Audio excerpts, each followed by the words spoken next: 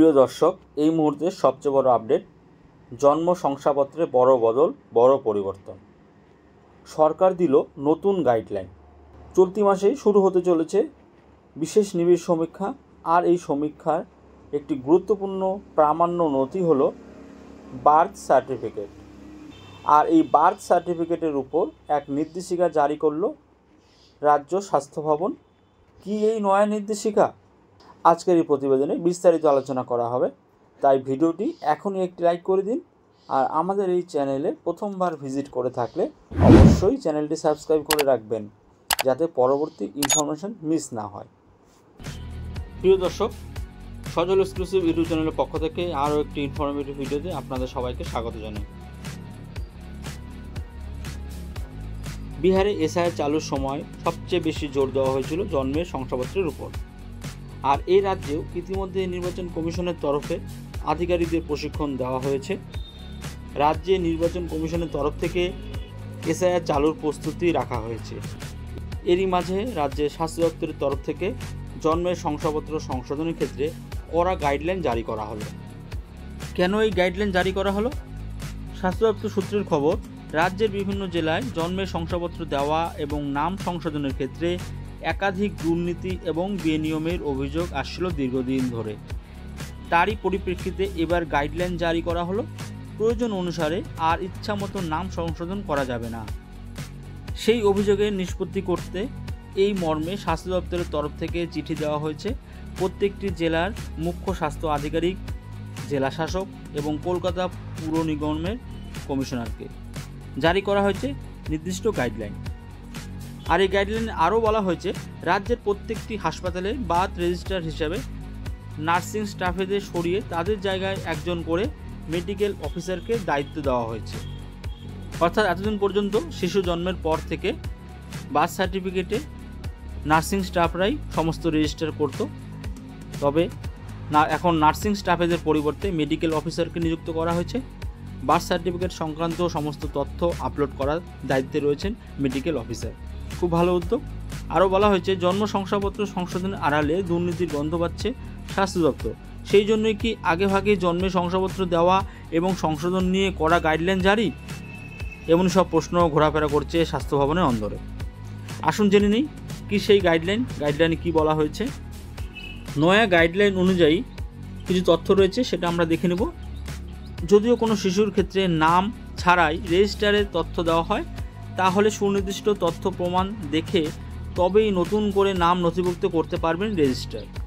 সেক্ষেত্রে রেজিস্ট্রার যদি মনে করেন তবে নাম নথিভুক্ত করতে পারেন কোনো শিশু। অর্থাৎ এক্ষেত্রে বলা হচ্ছে যে জন্মের সার্টিফিকেটের সময় যদি কখনো দেখা যায় যে শিশুর নাম ছাড়া অন্য অন্য তথ্য মেনশন করা ছিল, বাবার নাম, অ্যাড্রেস, সময়, তবে শিশুর নাম মেনশন ছিল না, সেক্ষেত্রে পরবর্তীতে আপনারা চাইলে কিন্তু এই সংশোধন করতে পারবেন। একমাত্র কর্তৃপক্ষ রেজিস্ট্রার তিনি কিন্তু এই কাজ করতে পারবেন। তার জন্য কিছু প্রামাণ্য দলিল আপনাদের পেশ করতে হবে। পরবর্তী গাইডলাইনে বলা হয়েছে, কোনো ক্ষেত্রে নামের বানান ভুল, ক্লারিক্যাল এরর, রেজিস্টারে তোলার সময় কোনোভাবে ভুল হয়ে থাকলে সেক্ষেত্রে সুনির্দিষ্ট তথ্য দেওয়ার পরই নামের সংশোধন করা যাবে। অর্থাৎ আপনাদের নামের বানান ভুল বা অন্যান্য কোনো ক্লারিক্যাল মিস্টেক বা কিছু এরর থাকলে সেক্ষেত্রে আপনার কিছু পর্যাপ্ত তথ্য বা কিছু ডকুমেন্টস প্রদান করলে কিন্তু এই সংশোধন করতে পারবেন। প্রিয় দর্শক, ভিডিওটি একটি লাইক করে দিবেন। গাইডলাইনে 3 নম্বর বলা হয়েছে, আগে থেকে জন্মের সময় দেওয়া রয়েছে কিন্তু নাম নেই, সেক্ষেত্রে নতুন করে রেজিস্ট্রারের নাম তোলা যাবে সুনির্দিষ্ট তথ্য ও প্রমাণের ভিত্তিতে। এখানেও তাই বলা হয়েছে যে জন্মের সময় শিশুর নাম না ছাড়া অন্য কিছু মেনশন করা থাকলে তবে সেক্ষেত্রে নাম বসানো যেতে পারে। তার জন্যও কিন্তু আপনাদের উপযুক্ত তথ্য প্রমাণ দিতে হবে। 4 নম্বর গাইডলাইনে কি বলা হয়েছে, জন্মের সময়ের পরিবর্তন কোনোভাবেই করা যাবে না। যদি তা করতে হয় তার জন্য যথাযথ প্রমাণ দিতে হবে। অর্থাৎ এই বিষয়টা নিয়ে কিন্তু একটি অভিযোগ বারবার জমা পড়ছিল। কিছু অসাধু ব্যক্তি টাকার বিনিময়ে বয়স কমিয়ে সময় পরিবর্তন করে, বিশেষ করে সময় এখন এই অপব্যবহার বন্ধ হচ্ছে।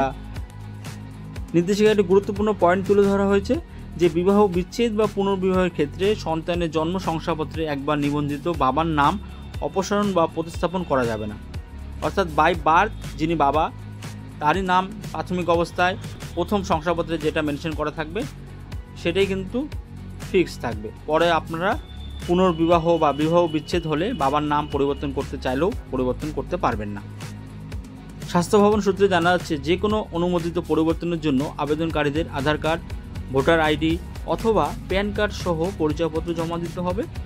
পদবি পরিবর্তনের ক্ষেত্রে প্রথম শ্রেণীর বিচারক ম্যাজিস্ট্রেটের একটি হলফনামা, স্কুল ভর্তি শংসাপত্র বা সমমানের নথি প্রয়োজন। স্বাস্থ্য দপ্তর আরও জানাচ্ছে এই পদক্ষেপ রাজ্য জুড়ে জন্ম ও মৃত্যু রেকর্ড ব্যবস্থাকে মানসম্মত করবে এবং ব্যক্তিগত তথ্য অপব্যবহার বা ভুল উপস্থাপনের সুযোগ দূর করবে। প্রিয় দর্শক, জন্মের শংসাপত্র নিয়ে কড়া নির্দেশিকা জারি হয়ে গেল। এই নির্দেশিকার ফলে আপনারা যে বার্থ সার্টিফিকেট কারেকশন করতে পারছিলেন সেক্ষেত্রে আপনাদের এখন কিছুটা নিয়ম পরিবর্তন করা হলো। বিশেষ করে বাবার নামের পরিবর্তন, জন্মের সময়ের পরিবর্তন, এই পরিবর্তনগুলো আপনারা করতে পারবেন না। তাছাড়া ক্লারিক্যাল কিছু মিস্টেক বা কিছু নামের সংশোধন আপনারা কিন্তু করতে পারেন। আর এই গুরুত্বপূর্ণ ইনফরমেশনটি অবশ্যই আপনার পরিচিত মহলের সাথে শেয়ার করবেন, তার জন্য আমাদের এই ভিডিওটি শেয়ার করে দেবেন। দেখা হচ্ছে পরবর্তী প্রতিবেদনে। ভালো থাকবেন। বাংলায় থেকে বাংলায় শিখুন, বাংলাকে ভালোবাসুন। ধন্যবাদ।